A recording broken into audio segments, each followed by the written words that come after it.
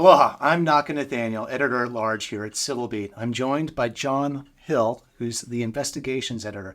And John has been doing some remarkable digging into the child welfare system here in Hawaii. And he's published a number of remarkable stories about the opaqueness of CWS. What have you found? Well, opaqueness, especially in the case of reporting on very egregious cases of child abuse that lead to death or near death or serious injury.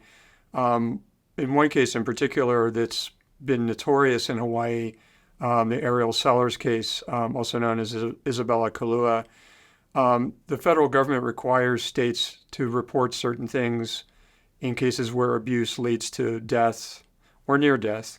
And they have not reported that in the Ariel Sellers case. And we've asked for it, and we have written columns about it, and there really hasn't been any movement. And now there's a lawsuit involving that.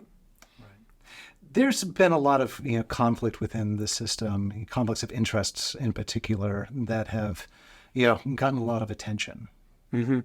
Well, yeah, conflicts of interest. The one conflict of interest that I wrote about involved a family court judge. On the Big Island. And I think I should maybe give this a little bit of context. A lot of the families that I've spoken to feel like when they go to family court, they're going into an environment where everybody knows each other, sort of like an exclusive club. And by that, I mean the lawyers for both sides, even their own lawyers, the judge, the guardian ad litem, the people from the state, the social workers from the state, the AG's office, they're all in there, and they're the ones who are seeing each other every day. And then these parents come in, and they feel like they're intruding almost on this little club. And when the case of the conflict that I found out about, the judge was serving on the board of a nonprofit that provided guardian ad litems to the court. They had a contract with the judiciary. And that turned out to be an actual conflict of interest that when I wrote about it, they did correct. Right. But I think that when you talk about conflicts, I think in a larger sense, it may not be legal conflicts so much as just the idea that these people all have interactions with each other, they have relationships with each other, and parents who go into the system can sometimes feel like they're the odd ones out. There's so many stories about this foster care system in Hawaii. Why is Hawaii in such tough shape? In terms of I haven't reported a lot on this, but I do know from having done the reporting I did do that there is a great shortage of foster parents. They call them resource caregivers in Hawaii. And there are great shortages of social workers for CWS. There's all these things they're supposed to do, like check on the foster kids once a month in their foster homes. But I think in a lot of cases they don't have the resources to do that. And I'm not sure what the exact current situation is, but in the recent past have not been doing as much as they should be doing. So that, is a big part of the problem. It's a really, as much as I've written negative things about CWS, I do acknowledge that it's a very, very hard job. And you can imagine how emotionally draining it is to be dealing with these situations that are really messed up for the kids. And we've written about, I didn't write it, but my colleague Christina Jedro wrote about how sometimes there's such a shortage of places that will take the kids that the social workers themselves keep the kids in their offices. Yeah, which is incredible to think that that's the solution. Talking about the limits of, the resources available, you just wrote about, a situation where a 15-year-old girl was placed in the care of a single man who was in his early 30s. How does that sort of situation come about? Well, I actually don't know exactly how. I do know a little bit about how that came about. And I should mention that so much of what goes on in this system is secret and is away from public eyes. That in a lot of cases it's really hard to tell how something happened. But what I do know about this case, because the mother shared documentation with me, is that they were looking for a placement for this girl when something happened in her previous foster home. And she wanted to move in with this 30-year-old man who she knew because he was friends with her older sisters. And at first, CWS said, well, this doesn't seem appropriate to place a teenage girl with a single man. But then they changed their mind. And then after the mother and her advocate pressed them about it, now they say they're revisiting their policy and they're not sure that they should allow that kind of placement. And I don't know how they should come down on that. I think that, single adults of either gender could be fine foster parents.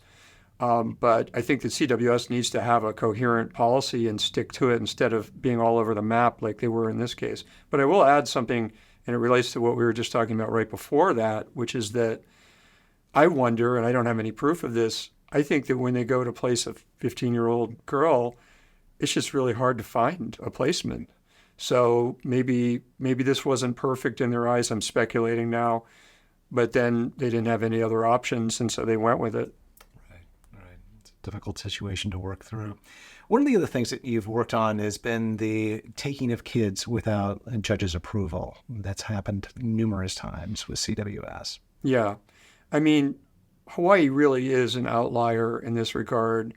You mentioned Hawaii being an outlier, and I think it is in other areas as well. But in my reporting, I found that most other states in the Ninth Circuit, the federal Ninth Circuit Court of Appeals, and I'll mention later why that's significant,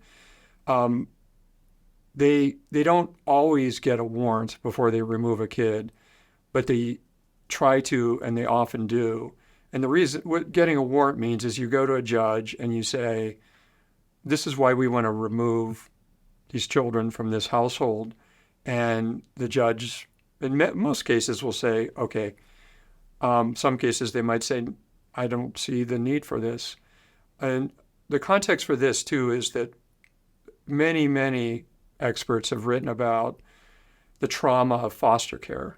Like removing a kid, even for a day from their household, is very traumatic to kids. And so you want to make sure that you're never doing it unless you have to, is what I've been told.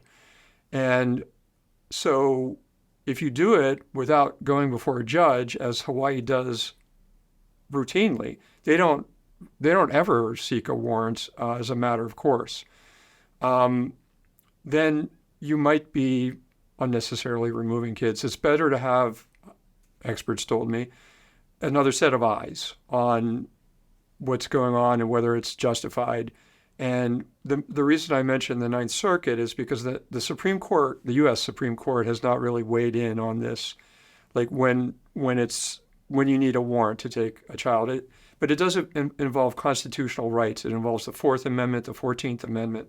But the U.S. Supreme Court has never weighed in. So what we're left with is the Ninth Circuit Court of Appeals. And they have come out very strongly and said that you must get a warrant unless the danger to the child is imminent. And it's like you're witnessing that the violence is about to occur. And Hawaii has ignored that and just does it as a matter of course. Yeah. So many tough situations. What's the way forward for CWS and the foster care system in Hawaii? Well, I think they need more resources, and it's kind of interesting, and I don't know all the ins and outs of this, but I think it was last legislative session, the legislature offered them more money, and they said no because they wanted to have more time to figure out what to do with it, but which seemed surprising to me and kind of strange. But I think they definitely need more resources. In terms of the warrantless removals of children, I mean, it's become clear that the only thing that's going to get them to change their mind about that is if somebody brings a class action suit and wins and forces them to. And I have talked to lawyers. I've talked to probably half a dozen lawyers, both in Hawaii and on the mainland, who have said that they were thinking about doing that. And I think that might be the only way to get their attention on that issue. John, your reporting has been amazing, and Thank hope you. you'll continue these investigations. And you can read all about John's work here on syllabi.org.